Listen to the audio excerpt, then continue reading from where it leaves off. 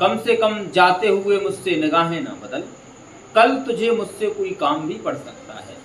दर्द तो तय है मेरे साथ ही जाएगा, मगर तुम चले आओ तो आराम भी पड़ सकता है।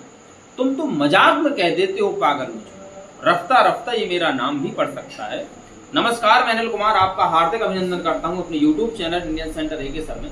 हम कक्षा 10 की भौतिक विज्ञान को पढ़ रहे हैं। उसमें उसका पहला अध्याय प्रकाश का परावर्तन तथा अपवर्तन। इसमें हमने पार्ट 1 कंप्लीट कर लिया था, जिसमें प्रकाश को और प्रकाश की प्रदीप्त और अप्रदीप्त वस्तुओं को समझा था। इस वीडियो में हम समझते हैं कि प्रकाश की किरण क्या होती है और किरण पुंज कितने प्रकार के होते हैं। ठीक है, बहुत बेसिक एक नॉर्मल सी ट्रिक बताएंगे, आपको याद हो जाएगा। हम बताएं, सबसे पहले हमने लिखा है प्रकाश की किरण यानी कि रे ऑफ लाइट। प्रकाश किरण कहते कैसे हैं, तो यहाँ पे हम पहले समझ लेते हैं उसको। ये हमारा क्या है, पारदर्शी माध्यम है। ठीक है, किसी पारदर्शी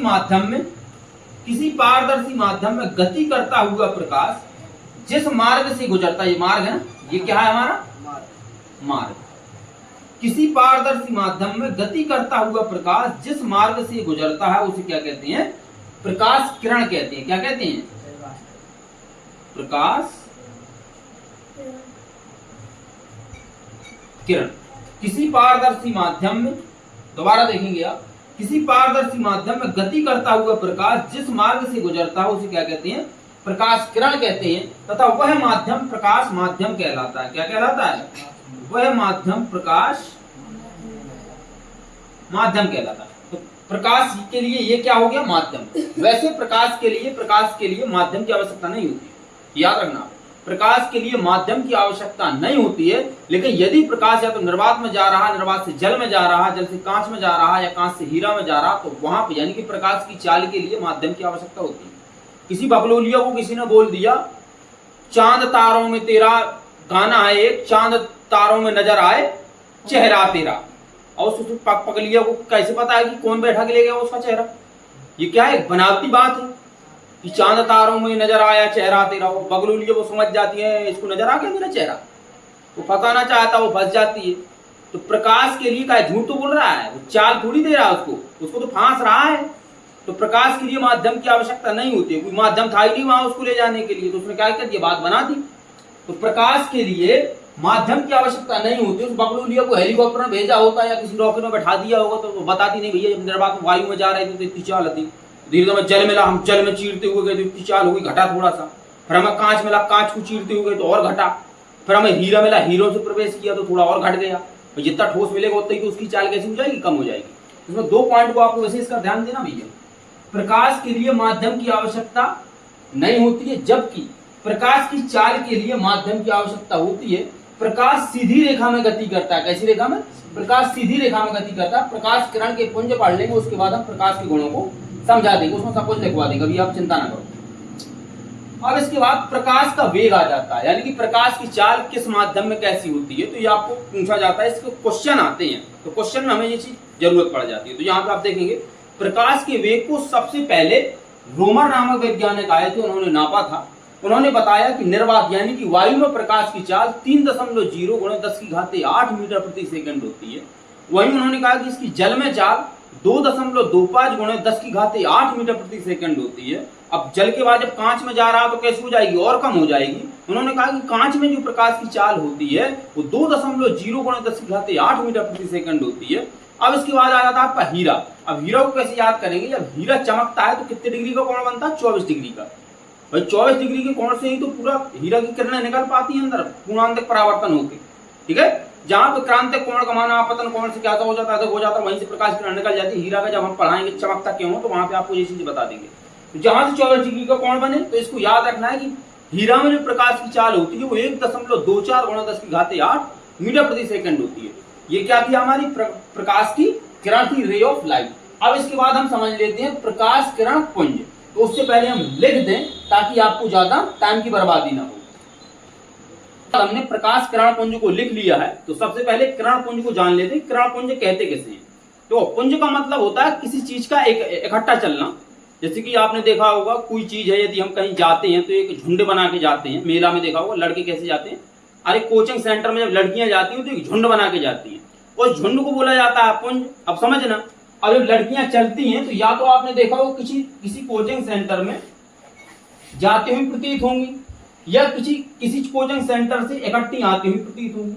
अब एक एक नहीं चलती, कैसी चलती है? इकट्ठी, झुंड बना के। वो झुंड क्या है आपका? वो होता है आपका पुंज। तो आपने क्या समझा?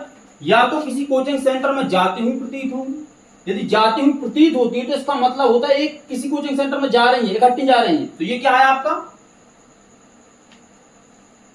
अभिसारी। यदि एक कोचिंग सेंटर से निकल रही है, यानी कि वहां से जा रही हैं, तो ये आपका कौन सा हो जाएगा? अपसारी। अब आपने देखा होगा यदि रास्ता में चल रही हैं तो आधा रास्ता जाम करके चल रही हैं, भाई एक दूसरे के बराबर चल रही हैं। ये नहीं है कि आगे पीछे चले, बराबर चल रही हैं। ये क्या है आपका? ये होता है समांतर। क्या होता है? समांतर। तो प्रकाश किरण पुंज, जब प्रकाश की किरणें समूह बनाकर एक ही दिशा में चलती हैं तो उसे प्रकाश किरण पुंज कहते हैं। अब इसके बाद इसके प्रकार देख लेते हो। तो प्रकाश किरण पुंज 3 प्रकार का होता है। पहला है आपका अभिसारी, दूसरा है आपका अपसारी और तीसरा होता है आपका समांतर किरण पुंज। अभिसारी को बोला जाता है कन्वर्जेंट। अब सबसे पहले इसी का अर्थ समझते हैं। अभी का मतलब होता है किसी चीज पे केंद्रित होना, ठीक है। कन्वर्जेंट का मतलब क्या होता है? कोई किसी चीज का कन्वर्जेंट मतलब एकत्रित हो रहा है। तो अभिसारी का मतलब है जब यदि आपतित प्रकाश की किरणें एक ही बिंदु पर केंद्रित होती है।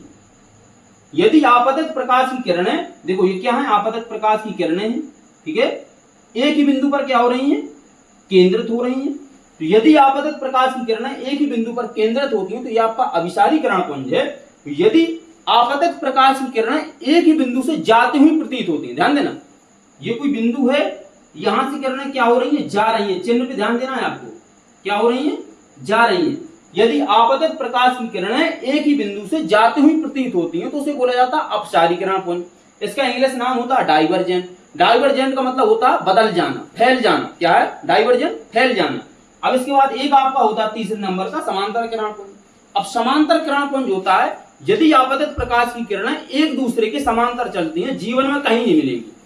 ये जिंदगी होती है रेल की पटरी की तरह। रेल की पटरी को देखा भाई, जीवन भर साथ चलते रहो लेकिन मिलो कभी ना। तो ये रेल की पटरी की तरह चलती हैं, चलती रहेंगी साथ लेकिन मिलेंगी कहीं नहीं। ये होता है आपका समांतर किरण पुंज। यदि आपतित प्रकाश की किरणें एक दूसरे के समांतर होकर चलती हैं तो उसे बोला जाता है समांतर किरण पुंज, ठीक है। अब इसके बाद आपके प्रकाश के गुण रह जाते हैं तो उसको हम पहले लिख देते हैं जिससे आपका टाइम ज्यादा बर्बाद ना हो, पर उसको भी समझा देते हैं। इसके बाद हमने यहाँ पे प्रकाश के गुणों को लिख दिया है, जिसको आप उनको, भाई प्रकाश के गुण क्या होता है, कभी कभी ऑप्शन में पूछ लेता है। हमें पता है कि प्रकाश सीधी रेखा में गति करता है, प्रकाश के लिए माध्यम की आवश्यकता नहीं होती है, प्रकाश विद्युत चुंबकीय तरंगों के रूप में चलता है, प्रकाश तरंग के समान भी व्यवहार करता है, प्रकाश कण के समान भी व्यवहार करता है। जिसको नहीं है पता तो पहला जो वीडियो था अपना, उसकी लिंक इस वीडियो को डिस्क्रिप्शन में दे देंगे, तो वहां आप जाके देख सकते हैं। प्रकाश को बताया था प्रदीप्त अप्रदीप्त वस्तुओं को बताया था। तो ये प्रकाश के गुण में हमने क्या बताया? नंबर 1, प्रकाश सीधी रेखा में गति करता है, प्रकाश विद्युत चुंबकीय तरंगों के रूप में चलता है, प्रकाश के लिए माध्यम की आवश्यकता नहीं होती है, जबकि प्रकाश की चाल के लिए माध्यम की आवश्यकता होती है। प्रकाश की तरंगें अनुप्रस्थ तरंगें होती हैं जिनका तरंग दैर्घ्य 4000 एंगस्ट्रॉन से लेकर 6000 एंगस्ट्रॉन तक होता है। अब आपका एंगस्ट्रॉन का मतलब होता है 1 एंगस्ट्रॉन बराबर होता है 10 की घाते -10 मीटर। ये आपको याद रखना है, 1 एंगस्ट्रॉन बराबर होता है 10 की घाते -10 मीटर। ये आपके प्रकाश के गुण थे। तो इस वीडियो में हम इतना ही रहने देते हैं। अब जो नेक्स्ट वीडियो आएगा उसमें प्रकाश के परावर्तन और अपवर्तन को समझेंगे। तो आज के लिए बस इतना ही। अब वीडियो को लाइक और शेयर जरूर कर दिया करो। धन्यवाद।